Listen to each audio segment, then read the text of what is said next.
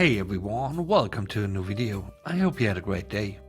Let's take a look at some new malicious compliance stories where people conform to the letter but not the spirit of a request. The first story is called "This is my job."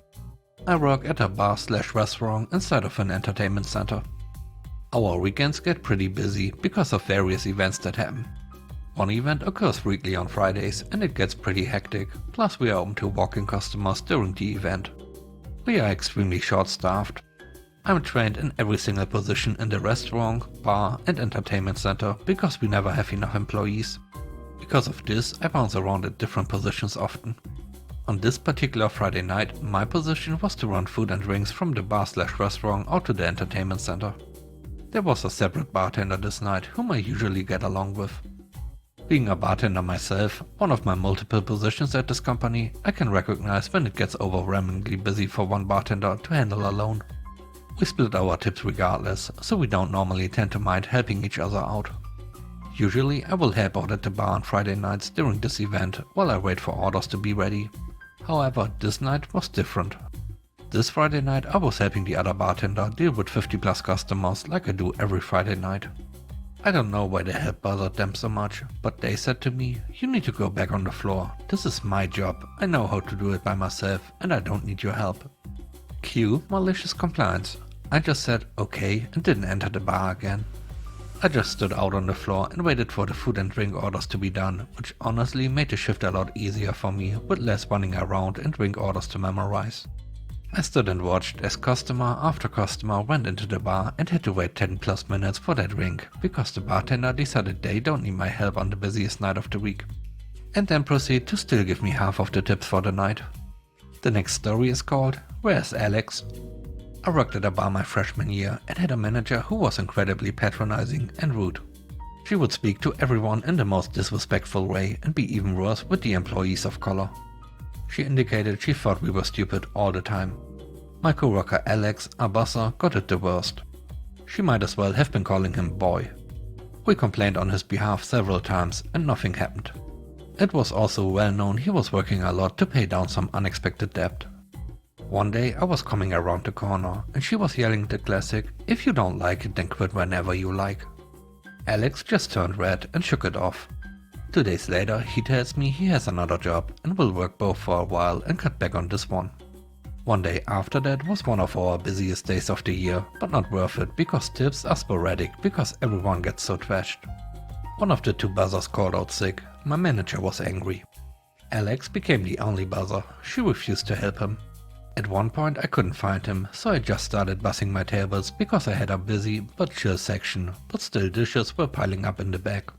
I called the manager to help. She said something rude about him, came upstairs and actually waited by the bathroom door, pacing. That was so creepy and inappropriate. She got a male co-worker to check. No one of the staff was in there. Then she went upstairs. His stuff was gone. His locker was open with a piece of paper that says, "F you manager, I quit. Now. Happy St. Patrick's Day." The manager had to do the work of two giant men all night for no tips. We made bank not having to tip out any buzzers. No other coworker would come in to help, cause they hated her. She cried when she saw we each made over $500 in less than 6 hours and she couldn't have any. I found out later that the buzzers planned it and one pretended to be sick so they could force her to work the most chaotic day of the year and then all of Alex's shift for a week. She suspected it but couldn't prove it. His new job was apparently way better and full-time. Afterward she was asked to leave because she was causing too much tension and it reached a boiling point when she said a number of racist things and kept misgendering someone. I think they realized she was a liability, definitely didn't really care about us. But this was after 2 years of her, but upper management was really dysfunctional and barely present. She claimed she was mean because she wanted kids but was still single, so whenever it was one of her nieces or nephews' birthdays, she had 10 of them I think, she would get sad. And she told me I should be sympathetic because I have a man and no one will date her, not even fat dudes. She was something. The third story is called "I want you to work exactly those times." This happened yesterday with my boss. 3 months ago, after the lockdown period, I asked my boss for a raise. During the lockdown, I was the only young employee. As such, I was tasked to instruct other older colleagues with the use of modern meeting apps. Other than this, he agreed that I was an important asset in the company, having other colleagues and clients that told him how good I am to work with. My paycheck arrived yesterday and there was no trace of any raise. So I went and talked to him about the situation and he exploded, saying that there had been problems with finance, that I was being greedy to demand a raise. Remember, we shook hands as we agreed on the raise together. I tried to explain to him that I was just expecting something we agreed upon, so he told me that if I insist I will have all my benefits cut, like working at home during the less busy period of the day. I told him that I will have to insist, so he said, "Fine, then I want you to always sit at your station from 9 to 13 and 14 to 18 and don't expect to be able to go home and do nothing." That said, being enraged, I complied. It's 13:30, the company phone starts to ring. I would have answered before, though being on lunch break, but I remembered my boss's words. The phone kept ringing on and on, so my boss came to me and asked why I wasn't answering. I told him, "You specifically asked me to work from 9 to 13 and from 14 to 18, so I am not required to answer." He was fuming, but he thought he could bypass the problem by taking the phone himself. Obviously, the phone is locked as it has sensible data inside. He demanded that I tell him the password. "Sure," I said, "come back at 14 o'clock and I will tell you." He went away telling me to start looking at other jobs, implying that he will fire me for that. Luckily, my state requires a lot of written and verbal notes in order to be able to grant a dismissal, so I'm in a good spot. And I'm Mr. Keypoint. My boss is my father. The last story is called Quit If You Don't Like It. In high school during the late 90s, I was a server at a pizza chain with a red roof. At the time, this place had a dine-in service. We had a general manager, Ray. Ray was a nice guy, but he was better on the business and financial side of the restaurant than managing employees. People generally got their work done, but in retrospect, everybody that worked under him was young and we probably didn't give him the respect he was due. Eventually, Barb showed up. She was an assistant manager from a nearby store that closed. Barb wasn't like Ray. It was like she was hired to come in and crack a rib over all of us. Never a please or thank you for anything. Forget if you have time to lean, you have time to clean. If you have time to lean, you have time to clean out the walk-in fridge and rinse it from floor to ceiling. On Fridays and Saturdays, the restaurant didn't close until 1 AM. These were generally the busiest nights. However, I was 16 or 17 at the time and I worked to and from work. My parents said that under no circumstances did they want me working past 11 PM. They didn't want me walking home after 1 AM and risking being hit by a drunk driver or some other idiot out at these hours. This limitation was written into my file by Ray. We had several other teen servers with similar scheduling limitations, but it was usually okay. Things started slowing down at 11 and the adult servers were happy to take all the late tips themselves. One Friday it's 9:45 and we are still swarmed. Meanwhile, Barb is managing. My tables are mostly wrapping up, so I inform Barb that I need to come off the floor if she expected me to do any side work that night. She says to me that I need to keep serving and do my side work and I can't leave until the side work is finished. I remind her that I must be out the door at 11 PM.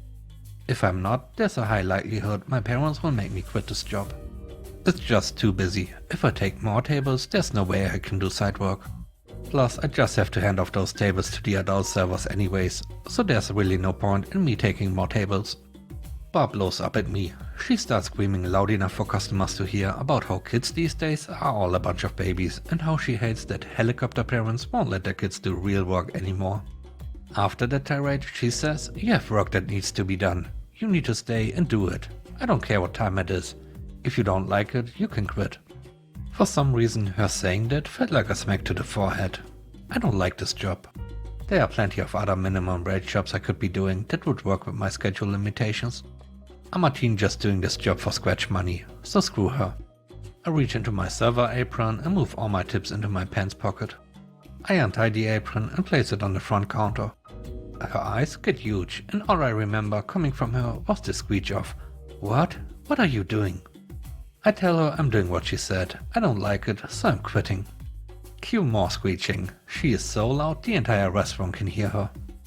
At that point I just turn around and walk out, letting the door of the restaurant close and muffle her screeching.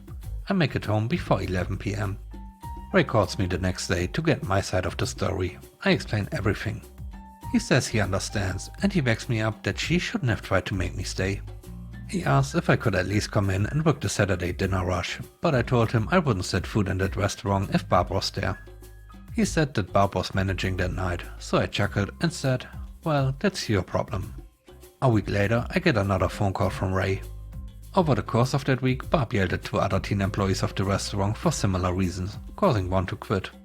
She apparently also nearly got into a fight with an adult server because she called that server a druggy witch and said she was going to slap the taste out of her mouth. Barb specifically called her that because she knew the server was in recovery from addiction. The final nail in Barb's coffin?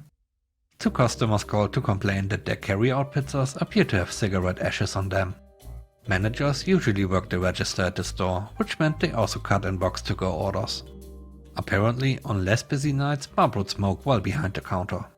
She was caught on video multiple times in one day with a cigarette hanging out of her mouth as she cut pizzas. Suffice to say, Barb got fired. Ray was calling everyone back that quit to see if they wanted to come back. I declined. I had already found a gravy gig working at an antique mall.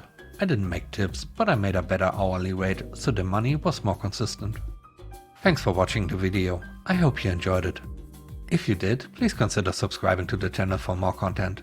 And if you do, don't forget to hit the bell button so that YouTube sends you regular notifications of the videos that I publish.